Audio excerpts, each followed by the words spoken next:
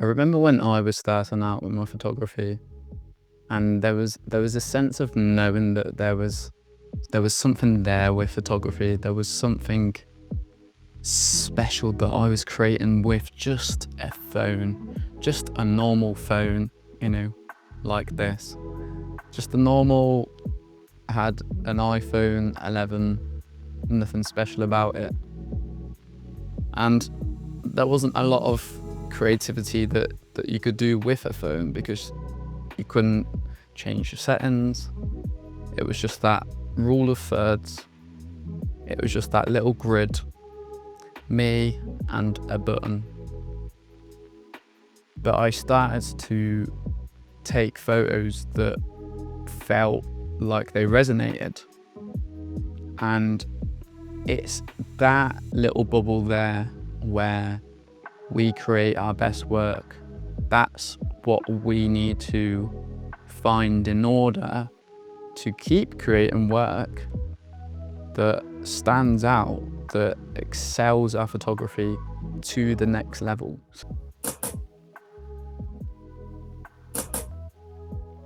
So often when we're starting out, that moment where we do feel a photo, we're able to sense, okay, I like that and I want to chase more of that. That's what we talk about as the decisive moment. The decisive moment is a photographer's dream. And that's something that we see very often with photography, is that people are chasing this moment to be able to go, that was the photo I had a sense of knowing inside. And I want to create more moments where I could really feel the camera. I could feel that not only that was the shot, there was layers in order to create that shot. It's more a sense of knowing that this is the right moment, rather than going, okay, I just took a great picture, now I'm going to go and replicate that over and over again. It's more the present moment of knowing how the camera feels, rather than taking a photo and then having this sense of, I took a good photo. Now I'm going to take lots more photos, because often we let our ego intervene, and our ego takes away the authenticity of that present moment.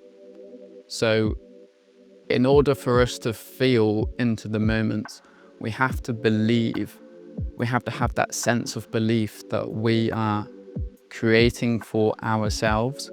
We're not creating to people please. We're not creating to tell ourselves that we took a great photo, we need to create more great photos like that.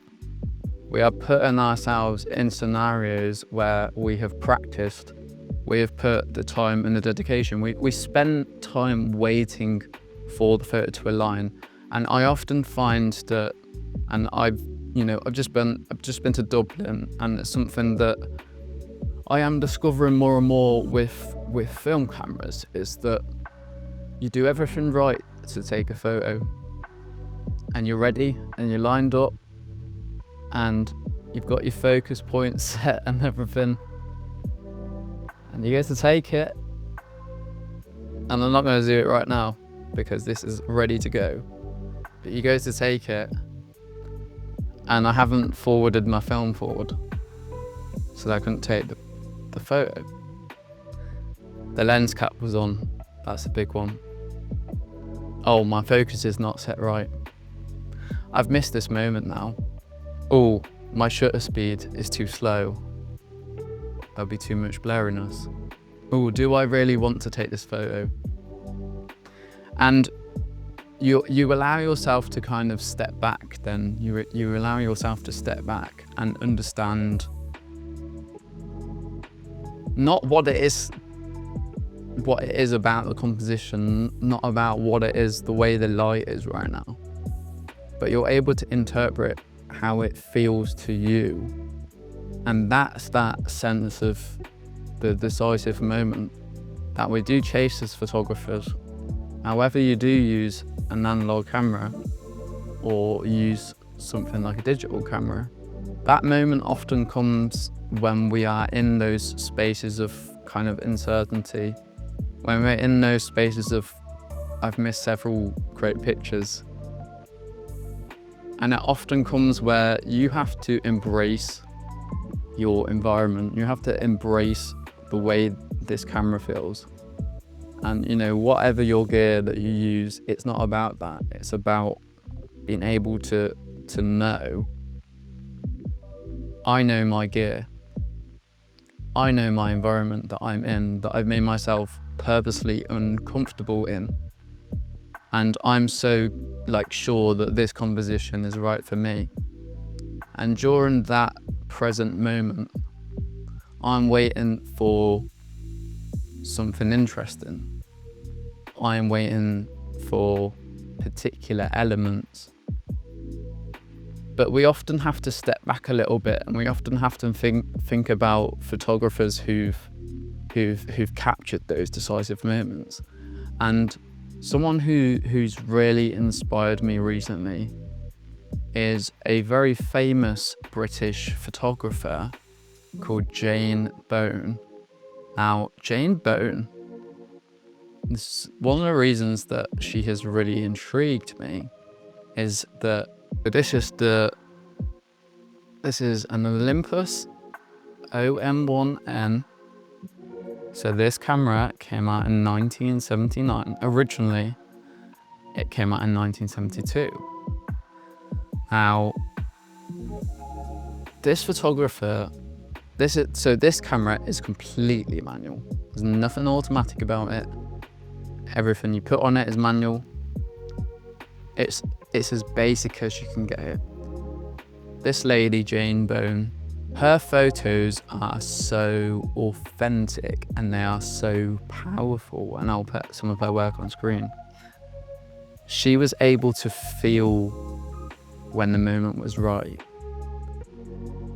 And I think that is genuinely so powerful, because you are able to kind of depict when you feel that you've got to feel a person, that when she's taken a photo of someone like the Queen, for example, or the Beatles, she took pictures of Muhammad Ali, Mr. Bean, lots of famous people. I think John Lennon was in there as well. There's lots of photos and they're all in black and white. She's the most manual camera possible, but she was able to know every single time that the way this person's expression naturally fell on their face, the way the light would interplay with the camera. She was able to feel, this is it, click, this is it. And that's what I resonate so deeply with, is I remember I was stood on the street in Dublin and I was facing this road, and during facing this road I've missed several photos that I could have got in my digital camera. And I think one of the special things about using film is it really does make you present. If you've never used a film camera and you think, what's the big hype with it, because that's kind of what I thought, and then I bought one, and it does really make you think about what you're inevitably what you're paying for at the end of the day, because you have to pay to put something in it, and then you have to pay to take something out of it and develop it. So you have to really go through that process of, you create that moment. If you can get consistent, you can create that moment, you can create that feeling, and you're in charge of the consistency or the hit rate. If you're digital, you might call it the hit rate. But you don't create more decisive moments by choosing, okay, I was just taking a decisive moment photo because I felt it. I then don't just turn around and go and take another one, because I have to decide whether the light's right, whether the people is I have to decide what I'm creating. It's not as simple as I just click the shutter. I click the shutter, voila. And I think it's kind of a big takeaway from Jane's work is that it's not a competition of how many numbers of photos that you take. You are deciding for yourself. Your ego is deciding for yourself how many great photos you took. Whereas with Jane's work, it was more, she was able to feel the connection with the person. And it's something that a lot of people that she's photographed, whether they're celebrities or they're part of the royal family, it's a lot of things that they've said. They've felt that connection with the photo that they've had taken of them. That it really described their personality. And I kind of think that's what makes a great photographer. But the reason that I really resonate with her is not just because of that. When this camera came out, it wasn't even number one. It never was. It wasn't even top 5. Canon and Nikon and Leica were so far ahead of Olympus. Nobody really knew what this was, other than the fact that it was a more compact 35mm camera that was lighter, that was just as impressive and budget friendly as a Leica M6, for example. People started to understand that it wasn't about the gear, that it was about how the camera interpreted the light and produced images that felt expensive. Now, because she's probably the most famous photographer who used this exact body, I feel like that's so special and that's such a rare thing to achieve. The fact that you know, this camera came out in the early 1970s and the final edition came out in 1979. She used this camera like the entire way through till she died in 2014. And she had like an extra Rolleiflex camera, but she worked at such a high level. Her photos were such a high caliber. She worked for the Observer, the newspaper, and she always captured people like in the moment. She developed this sense of knowing when, and she got consistent with that. When, not what shutter speed did I use, what aperture did I use, how much light was there. And in fact, if you look it up, most of her photos, there weren't any light. I'm using a light right now just to light this video. She didn't ever do that. She used complete natural resources, and like I say, a fully manual camera. Nothing special about it. She just understood how it worked. And that's what you have to do. If you want to become a better photographer, you have to understand when the decisive moment is and how to create more of those decisive moments, because it's achievable if people can do that with one camera. We're out here buying other cameras. I've got one camera here, I've got one camera here, I've got a big lens for this camera.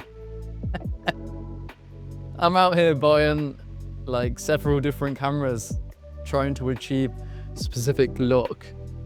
But you know, she was there and she dedicated her life. She dedicated her life to one camera. She understood how light worked. She understood the connection with the subject. She understood what it felt like to create the moment. She had to miss several moments, or she had to take several shots that, no, that wasn't it.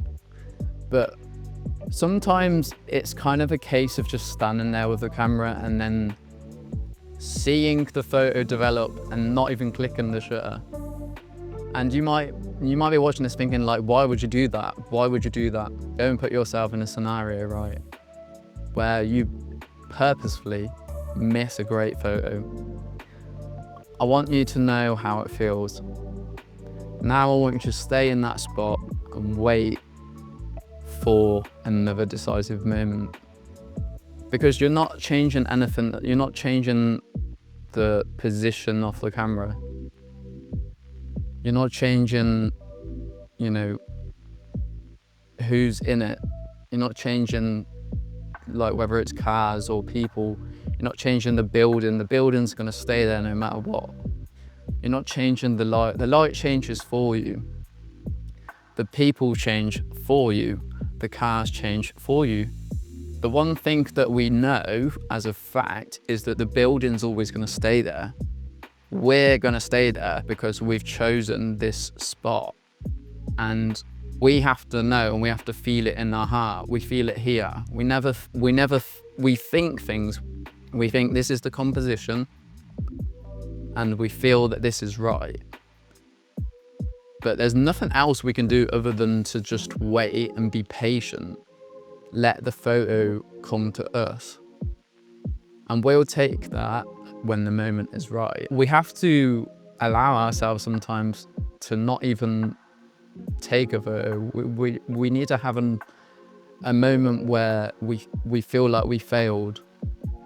And those are the things that develop our skills, develop our eye, develop our relationship with our colors, our emotions, and the feeling that we're trying to create in our audience.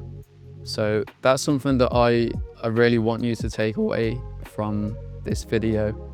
And I really hope you've learned something new.